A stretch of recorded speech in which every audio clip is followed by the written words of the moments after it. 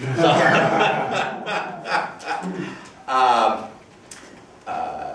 I was very pleased when Tom asked me to come speak here. This is probably the fifth or sixth Tea Party group that I've spoken to.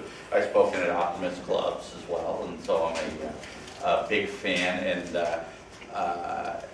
you know, groups like this actually have an awful lot in common with groups that used to exist everywhere and all the time in the United States of America, going back more or less to our founding. Anyone here read Alexis de Tocqueville? I mean, there we go. I used to teach political philosophy, and Tocqueville was one of my favorite book. What's that? That's my favorite book. Yeah, Democracy in America. And Tocqueville was this French aristocrat. American exceptionalism? Yes, American exceptionalism. He was this French aristocrat who came to the United States in the 1830s. And he wanted to find out why the United States didn't go down the path that the French did when they had their revolution. After all, the French Revolution happened right after the American Revolution. Of course, the American Revolution wound up with you know, the United States not just becoming liberated from England. In fact, our liberation was political, but we actually maintained many of the legal traditions that occurred going back, you know, to British common law. I mean, we still talk about the Magna Carta, all right? So, I mean, we see this great continuity, and the United States is kind of a perfection of the Anglo-American political tradition. Now, of course, France went exactly the opposite direction. They started off with a really piss-poor political system to begin with, a monarchy in the real sense, as opposed to sort of the constitutional monarchy that existed in Britain. But then, you know, they had a revolution, and what did?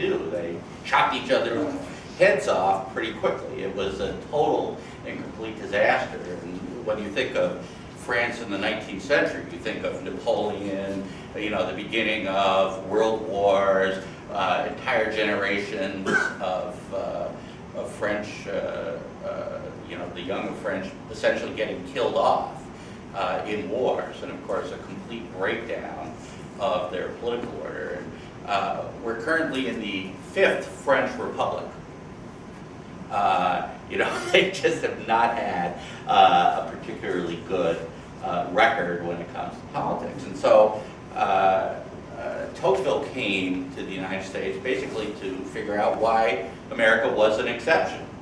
And his conclusion was, oddly enough, it's groups like these. Americans come together to solve problems on their own. If you look at Europe in general, because they started off as monarchies and with centralized power, citizens themselves were disempowered. If something needed to be done, you build a road or you know, solve a civic problem, you go to the central authority.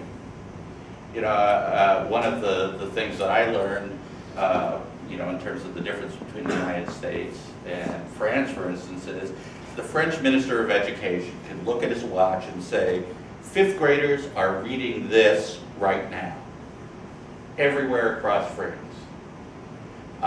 In the United States, we have local school boards. I mean, by no means is our education system perfect, but there is this sort of hierarchy of power that starts at the local level and moves its way up. And I think the reason why the Tea Party came to be 2-3 years ago is that not only has that structure been breaking down, I mean, it's been breaking down over a long period of time, but you know, Americans came to realize that we're going in a really unhealthy direction, and we're being dragged in that really unhealthy direction by a greater and greater centralized power. The federal government is no longer this sort of thing that we think about in times of war, that, you know, we kvetch about when they do or don't build an interstate highway. The federal government has gotten to the point where, I mean, and We saw this with Obamacare, which was probably the thing that sparked the Tea Party movement as much as anything else. The federal government has gotten to the point now where they're going to decide whether or not you have access to birth control, or how frequently you can see your doctor, who your doctor is going to be. The most personal aspects of your life are now being determined, or the central government now wants to determine those things for yourself. Not only that, the federal government is taking away, systematically taking away, the power that each and every one of us has to make decisions on our own, because it's taking away our resources to be able to take care of ourselves and our neighbors. Barack Obama, when he came in, he instantly, I don't think most people understand this, for the past 30 or 40 years, the federal government has spent about 18% of the American economy. It's just been steady. It has grown, obviously, in what it's spent, but still, as a percentage of the economy, it's been about 18%. When Barack Obama came in, it jumped to about 25%. So it's taking 30% more of the resources of the American economy, that's you and me, than it did just 3-4 years ago. Now, I think a lot of people are sort of vaguely aware of that, but it hasn't really sunk in, because the way they have done it is, of course, they haven't been able to raise taxes. So the way they've done it is just borrow from your future and from your children's future. But of course, what that means is they're locking in the control of the federal government over your lives for generations to come, just to pay for what they're doing right now. If the federal government stays at the same level and taxes don't go up, they'll have to creep up after a while. You are going to have to work harder and harder and harder just to pay off the debt that is being piled up right now. And just to give you a sense of the scale of what we're talking about, you've all heard of Paul Ryan's budget, right? Paul Ryan has come out with this budget that the Obama administration claims is radical. It's about crushing poor people into the ground, all of that. Take a wild guess when Paul Ryan's budget comes into balance. 2020, 2030? 50 years from now. The most radical budget that you could even consider in Washington, D.C. does not actually quit loading up debt until 2063. And I'm not criticizing Paul Ryan. That is at the far end of what people can vote for in Washington, D.C.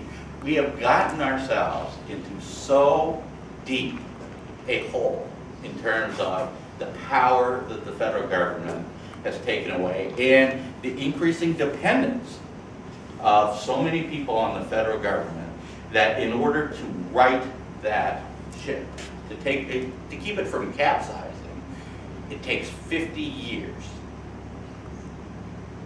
50 years. And could that budget pass in the United States Senate? No. Not even close.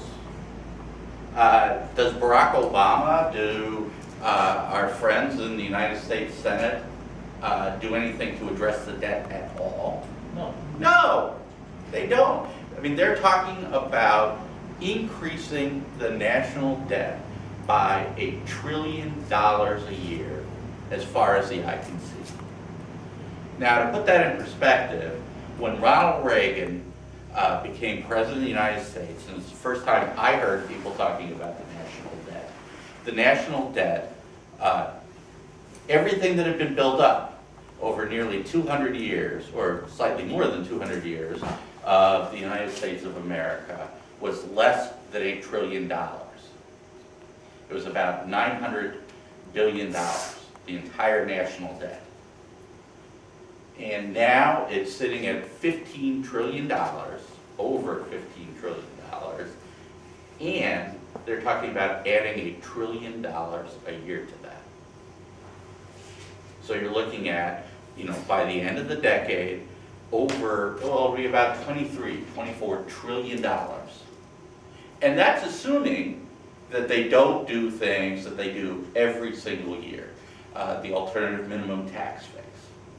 I'm sure you probably have all heard about the doc fix, but do you know what it is? This costs you... Paying doctors more because they're not getting enough from Medicare. Yeah, Medicare, they passed a law going back, probably during the Clinton administration, they passed a law, well, we've got to rein in Medicare spending. So what we're going to do is, if Medicare spending goes above a certain limit, we're going to ratchet down the amount of money that we pay doctors for services. Well, of course, they hit that limit, and the doctor said, well, I'm sorry, we're already losing money on some of these patients, and now you're going to cut our pay. And so they fix it. And they do that every year. They leave the law there so that when they come out with the budget, they don't include that money that they know they're going to spend, because the law says they're not going to spend it, and then they pass an exception. And that's what they call the doc fix. And they do the same thing with the alternative minimum tax. When they passed the alternative minimum tax, it hit fewer than 100 people. Now it hit tens of millions. But they leave that law in place saying, we're going to collect all this money. And with the doc fix, we're not going to pay all this money. And then every year, they go back and they fix it. And the reason why they do that is very simple. They want to lie to all of us so that they can make the numbers look a little bit better. Sometimes a lot better. With Medicare, I believe it's something around $200 or $300 billion. Isn't that fuzzy math? It's not even bad. Fuzzy math. It's called Chicago math. Yeah. Chicago math. It's, but well, my friend Phil Krinky, who currently runs the Taxpayers League, calls it government accounting. Which is a contradiction in terms. These are people who believe that if you pass a law, it will be so. So they believe that if they say that we're going to have this much money, nobody actually cares whether we actually have that money or not, or we do or don't spend that money. It's all a question of whether we can say in the future that we're going to have it or not spend it. Here in Minnesota, we did the same thing. I'm very proud that we put Republicans in power, but one of the things that they did to balance the budget was change the date that they send a check to the school districts from June 30th to July 1. And the reason why they do that is June 30th in one fiscal year and July 1st in the next fiscal year. So they can say, well, we balanced the budget. And it was like $1.2 billion that they changed the day that they paid it, but it's no longer in their budget in this year. They didn't actually cut the spending or do anything like that. They changed the date. That's how government works. I'm 47 years now. I'm 47 years old. I've worked in and around politics now for 20 or so years. Before that, I taught political philosophy. Every year, I've gotten more cynical. And it's for a very simple reason. That's the way the system has worked. Now, there's a big difference now.